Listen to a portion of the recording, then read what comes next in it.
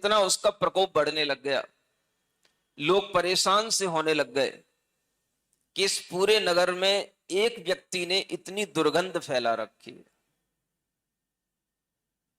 और ये बात धीरे धीरे नगर से नगर सेठ तक और नगर सेठ से नगर के राजा तक भी ये बात धीरे धीरे पहुंच गई।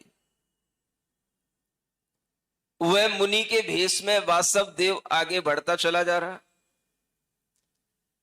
कई लोग तरह तरह से उलाहना दे रहे हैं, कोई लोग बहुत ज्यादा बुरा भला कह करके चले जाते हैं, तो भी वो विक्रिया रिद्धि को धारण करने वाला वह वासव देव मुनि चला जा रहा है। और चलते चलते रास्ते में सभी लोगों ने अधिकतर यही कहा कि इसको सूझी क्या है जो यह इतनी दयनीय अवस्था में आहार लेने के लिए जा रहा है। इसको कौन आहार कराएगा। किसी के भी घर के सामने से निकले तो घर के लोग दरवाजे बंद कर लें, इतनी दुर्गंध। कोई भी सामने आकर के खड़ा होने की हिम्मत ना करे, और किसी किसी को तो उन्हें देख करके ही उल्टी आ जाए, मूर्छा आ जाए, गिर पड़े, जी घबरा जाए और ये सब होने लग जाए। इतना उसने दुर्गंधित भेष बना लिया। चलते चलते जहां अच्छे लोग होते हैं वहां बुरे लोग भी होते हैं, जहां बुरे लोग होते हैं वहां कुछ एकांत अच्छे लोग भी होते हैं। दुनिया में एकांत तो किसी चीज का है ही नहीं। उलाहना देने वाले लोगों की दृष्टि में यह भी आता है कि देखो, मरने की कगार पर खड़ा है लेकिन फिर भी आहार करने के लिए जा रहा है।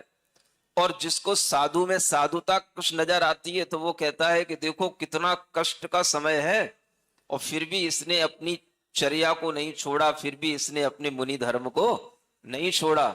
ऐसा भी कोई कहने वाला मिल जाता है। इसी को कहते हैं अनेकांत दृष्टि। किसी को एक चीज में बुराई दिखती है, किसी को उसी चीज में अच्छाई दिखती है। देखने की दृष्टि व्यक्ति की अपनी अपनी होती है। किसी को दोष ग्रहण करने में आते हैं, किसी को गुण ग्रहण करने में आते हैं। यह भी आचार्यों ने कहा है कि जो दूसरों के दोषों को ग्रहण करता है वह तीव्र कसाई जीव कहलाता है। सुन रहे हो क्या कहा जाता है? अगर आप दूसरों के दोषों को ग्रहण करने की दृष्टि रखते हैं, आपके लिए दूसरों के दोष ही ग्रहण करने में आते हैं, तो वो तब आएंगे जब आपके अंदर की कसाय तीव्र हो। अगर आपकी कसाय मंद है तो आप उसके दोषों को नहीं ग्रहण करेंगे, आप उसके गुणों को ग्रहण करेंगे। गुणों को ग्रहण करने का भाव आदमी समझता है केवल दृष्टिकोण से आ जाता है या वैसा अभिप्राय बना लेने से आता है, ऐसा नहीं है। आचार्य कहते हैं कि गुणों को ग्रहण करने का भाव हमारी कसाई की मंदता से आता है। जब हमारी कसाएं मंद होती हैं तब हमारी दृष्टि दोषों पर न जाकर गुणों पर जाती है। जब हमारी कसाएं तीव्र होती हैं तो हमारी दृष्टि गुणों पर न जाकर दोषों पर जाती है। जहां दोष नहीं भी होते हैं वहां पर भी दोष ढूंढने वाली दृष्टि होती है, तो वह दृष्टि और अधिक तीव्र कसाय के साथ आती है। क्योंकि कसायों में तीव्रता और मंदता बहुत प्रकार की होती है। तो जब भी किसी व्यक्ति के अंदर गुणों को ग्रहण करने की बात आए तो समझना कि वह व्यक्ति मंद कसाई जीव है, उसकी कसाएं हल्की हैं। उन कसायों का रस उसके अंदर कम अनुभाग के साथ उदय में आ रहा है। और जिसके अंदर दोषों को ग्रहण करने का भाव आता है तो वह व्यक्ति की दृष्टि में कसाय होती है, तभी वह दोषों को देखता है। आप कहते तो हैं गुण ग्रहण का भाव रहे नित, दृष्टि न दोषों पर जावे। ये दृष्टि पर निर्भर नहीं है कि हमारी दृष्टि दोषों पर ना जावे। हम कितना भी रोकेंगे अपनी दृष्टि को कि दोषों पर न जावे, तो भी जावेगी। कब जावेगी? जब हमारी कसाय भीतर से तीव्र होगी। दुनिया में तरह तरह के लोग होते हैं, तरह तरह की बातें होती हैं, तरह तरह के व्यक्तित्व होते हैं और व्यक्ति होते हैं। अगर आपकी कसाय तीव्र है तो आपको हर चीज में इंटरेस्ट आएगा। किसी की निंदा में इंटरेस्ट आएगा, किसी के कमेंट्स में इंटरेस्ट आएगा, आप उसको अपने मोबाइल पर भी फॉरवर्ड करेंगे और उसमें तरह तरह की आपके अंदर जिज्ञासा उत्पन्न होगी। और अगर आपकी कसाय मंद है तो आपको कोई मतलब नहीं होगा। कोई कुछ कह रहा है, कोई कुछ कमेंट कर रहा है, कोई कुछ मोबाइल पर मैसेज कर रहा है, होता रहता है, चलता रहता है, होगा, क्योंकि मोबाइल बने ही इसी के लिए हैं। मंद कसाई होगी तो आप चिपकेंगे नहीं कहीं, आप गुणों को ग्रहण करने की दृष्टि रखेंगे। तो ये कहना कि गुण ग्रहण का भाव रहे नित्य, ये कहने से नहीं आता। अगर हम सोच भी लें कि हम पॉजिटिव बने, हम अपनी थिंकिंग को बिल्कुल राइट रखें, तो भी नहीं आएगा। ये सोचने से नहीं होता, करने से भी नहीं होता। ये होगा तो कैसे होगा?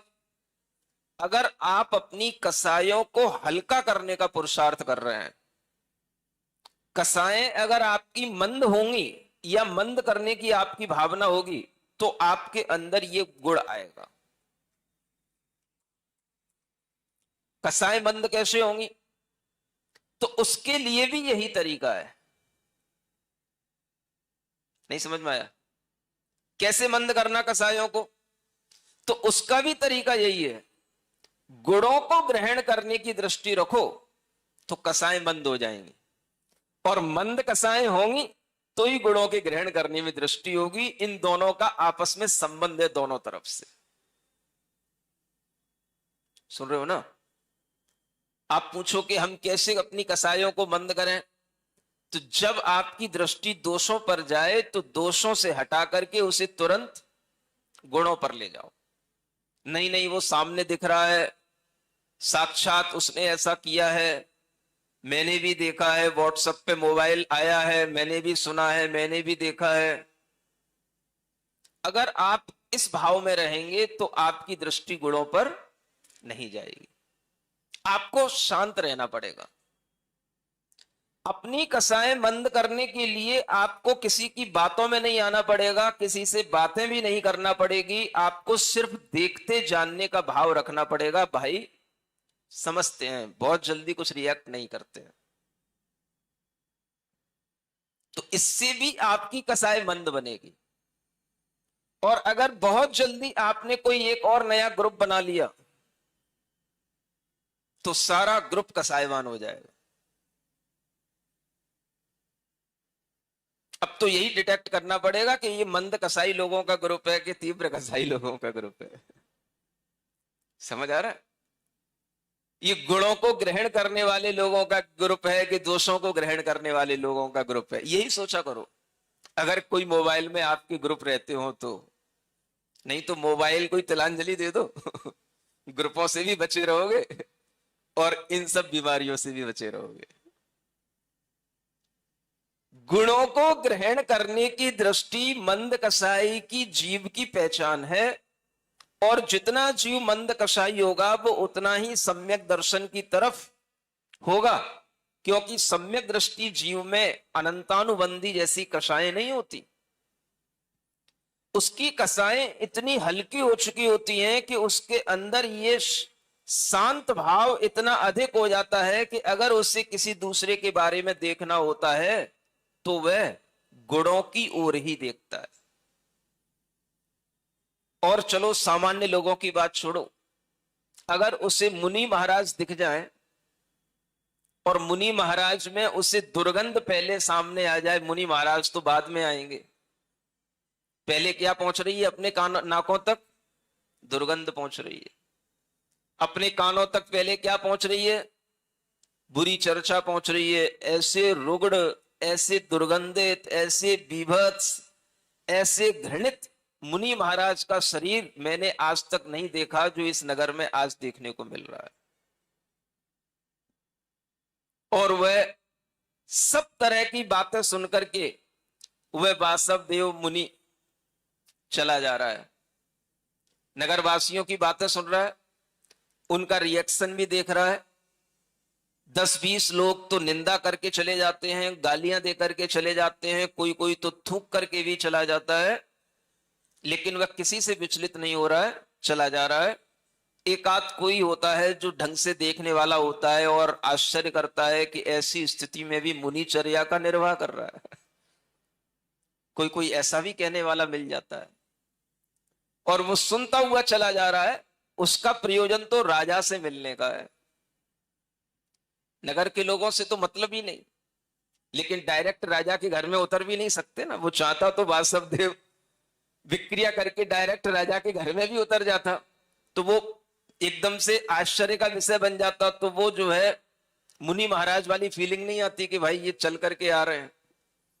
इसलिए नगर के बाहर से उसने ये कहा कि नगर के बाहर से जैसे मुनि महाराज वनों से निकल करके आते हैं, नगर के बाहर से प्रवेश करते हुए आ रहे हैं, सबके परिचय में आ गए, हाँ ये मुनि महाराज है। और चलते चलते चलते चलते राजमहल में घुसने में भी उसे रोका गया, लेकिन फिर भी उसने कहा कि नहीं, मुझे राजा से मिलने के लिए आया हूं, मुझे राजा से ही मिलने जाना है। और राजमहल में अगर कोई आहार के लिए जा रहा हो तो मना भी नहीं किया जाता, और मुनिराज हो तो और भी मना नहीं किया जाता। तो किसी ने मना भी किया तो किसी ने उसको समझा दिया, और वह राजमहल की ओर आगे बढ़ गया। राजा को पता पड़ा कि कोई मुनिराज इस तरह से राजमहल में आहार लेने के लिए प्रविष्ट कर रहे हैं। तो राजा सामने आता है, अनेक श्रावक लोग उसको रोकते हैं, राजन मत जाओ,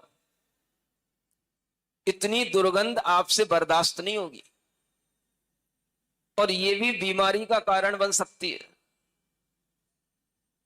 एक कोरोना जब अनेक लोगों को मार सकता है, तो इतनी दुर्गंध से तो बड़ी बड़ी बीमारियां हो सकती हैं, राजन मत जाओ। और राजा को पता पड़ गया कि वह दुर्गंधित शरीर को धारण करने वाला कोई और नहीं है, वह एक मुनिराज है। मुनिराज है तो मुनिराज के पास तो जाना है, और कोई होता तो फिर भी सोचते। और वह राजमहल में अपने राजमहल से बाहर निकलते हुए जो बाहर का दरवाजा होता है, गेट होता है, वहां तक पहुंच गया, और उस गेट में प्रविष्ट होते हुए उन मुनिराज को देख करके उनके चरणों में नतमस्तक होकर के अर्घ चढ़ा करके उन्हें अपने अंदर राजमहल के अंदर तक लेकर के आ गया। धन्य भाग्य हमारे जो हमारे घर में मुनि पधारे। उस उद्दायन राजा की यह वृत्ति देख करके अनेक लोग आश्चर्यचकित रह गए। राजा ने किसी के बारे में कुछ नहीं कहा, और किसी को कुछ सुनकर के भी उसने कोई उत्तर नहीं दिया। राजा ने वही किया जो उसे करना है। और वह चलते चलते जब मुनिराज अंदर आ गए, पड़गान करके वह उन्हें अंदर ले आया, उन्हें उच्च आसन पर भी बिठा दिया। अब वहां पर कोई भी खड़ा होने को तैयार नहीं, लेकिन कहना चाहिए बस वहां पर दो ही लोग हिम्मत कर रहे हैं, एक राजा और एक उसकी रानी। सुन रहे हो? जैसा वह राजा गुणवान है, वैसी उसकी वह रानी, वह प्रभावती, वह भी गुणवान। वह भी अपने रूप सौंदर्य में बड़ी चढ़ी है, लेकिन फिर भी ऐसे ग्लानि को उत्पन्न करने वाली देह को देख करके भी उसके अंदर ग्लानि नहीं आ रही है, क्योंकि वह राजा चेटक की पुत्री है, उस खानदान की है। ऐसी वह रानी के मन में भी किसी भी तरह की जब ग्लानि का भाव नहीं आया, तब लोग आश्चर्य में पड़ गए। अनेक दासी दास, अनेक और राजमहल में रहने वाले लोग, कोई भी सामने आने की हिम्मत नहीं कर रहे, और बस राजा और रानी दोनों आगे आगे होकर के लेकर के आ गए। उच्चासन पर बिठा लिया, पड़गाहन करने की सारी विधियां कर ली, पूजा कर ली, और यह सोच करके कि मुझे मुनि महाराज का लाभ मिला है, उन्हें कोई दुर्गंध उनके लिए पीड़ित करने वाली नहीं हो रही। सुन रहे हो? ऐसा पति और पत्नी का एक जैसा धर्म का भाव मिलना भी पुण्य के ही योग से होता है, पाप के योग से नहीं होता। क्या सुनते हो? ज्यादातर आप क्या देखोगे, पत्नी धर्मात्मा होती है तो पति नहीं होता, पति धर्मात्मा होता है तो पत्नी नहीं होती। ऐसे जोड़े आपको कम मिलेंगे जिनके लक्षण बिल्कुल एक जैसे हों। शादी से पहले गुड़ मिलाए जाते हैं, शादी से पहले सब मिल जाते हैं गुड़, और शादी के बाद सारे गुड़ बिखर जाते हैं, सब गुण बदल जाते हैं।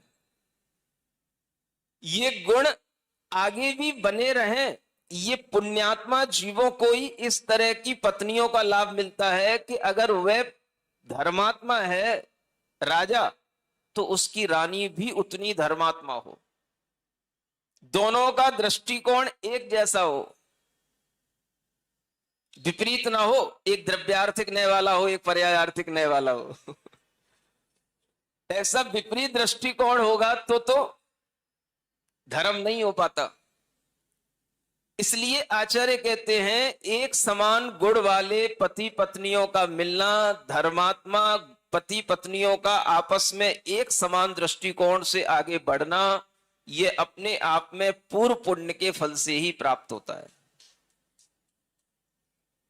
जो धर्म के समय पर भी आगे पीछे ना हो, साथ साथ रहे, और धर्म करने के लिए भी वह साथ साथ तत्पर रहे, ऐसी पत्नियां, ऐसे पति, दोनों के एक समान भावों की प्राप्ति होने को बहुत पुण्य का भाव कहा गया है पुराण ग्रंथों में।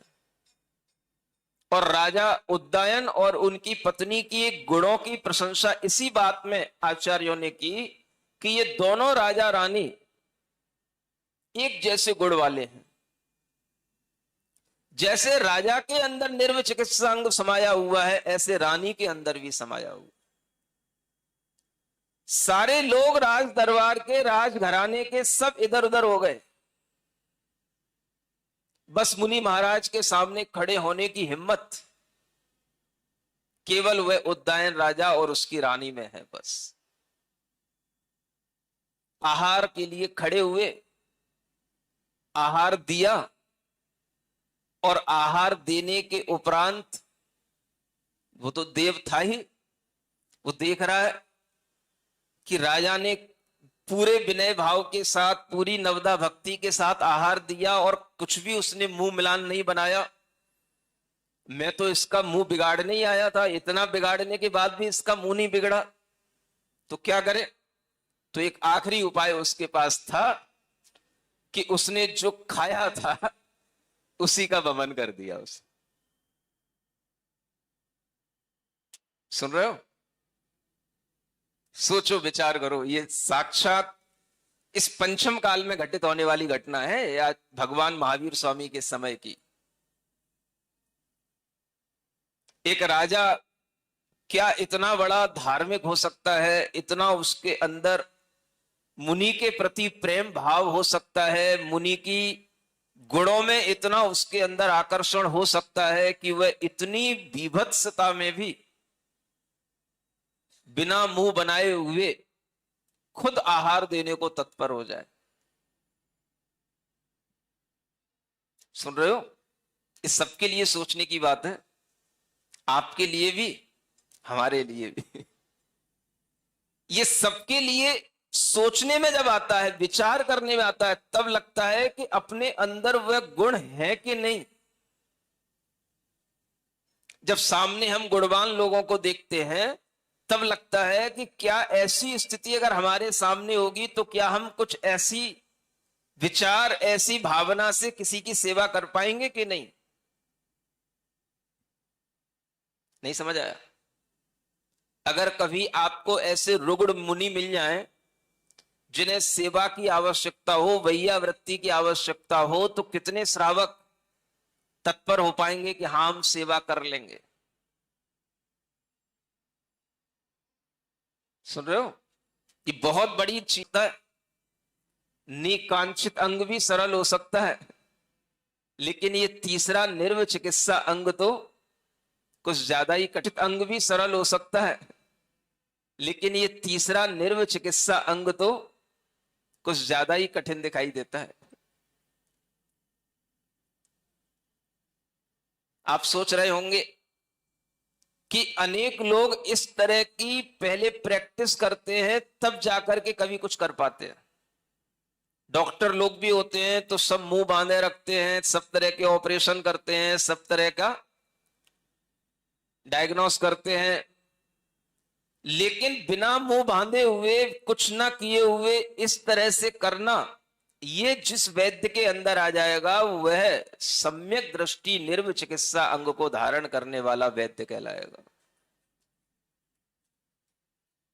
अब जब वह राजा रानी देख रहे हैं कि आहार दिया और वमन हो गया, वो तो और ही दुर्गंधित हो गया, और सामने ही सामने कर दिया, खड़े ही खड़े कर दिया,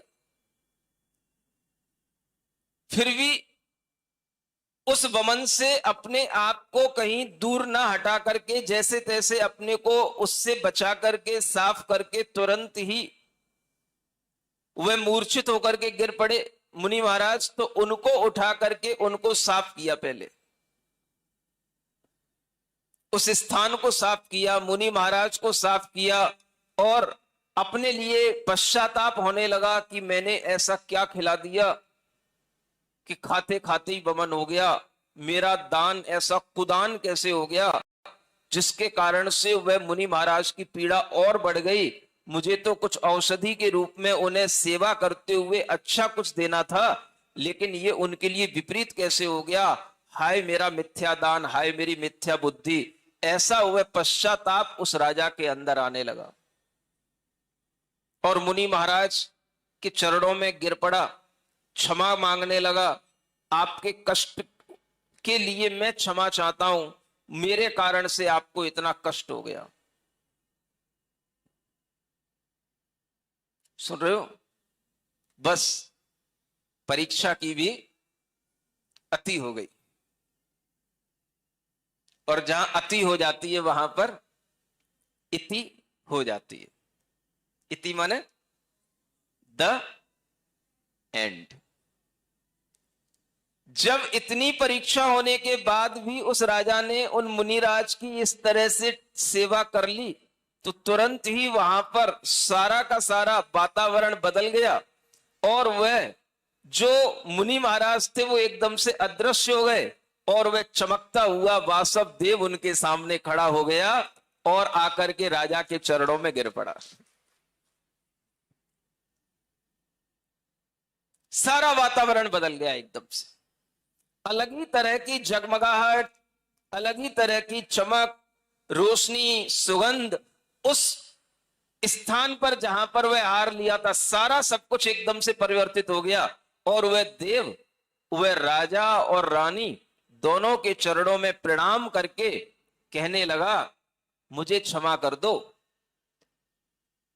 मैं आपकी परीक्षा लेने के लिए इतना कुछ किया था, लेकिन आज मुझे यह समझ आ गया कि ऐसे भी सम्यक दृष्टि जीव मनुष्य होते हैं जो इतने दुर्गंधित वातावरण में भी निर्व चिकित्सा अंग का पालन कर सकते हैं। मैं इसी परीक्षा करने के लिए सौधर्म इंद्र की सभा से उतर करके यहां इस भारत में आया था। परीक्षा हो गई और वह देव नमस्कार करके चला गया, और वह राजा उद्दायन और वह रानी उस परीक्षा में जब पास हो गए तब अपने अंतरंग में इतना प्रसन्न होते हैं कि जैसे मान लो केवली भगवान ने सर्टिफिकेट दे दिया हो कि हाँ तू सम्यक दृष्टि जीव है, तेरा नियम से 2-3 भवों में कल्याण होगा। सुन रहे हो?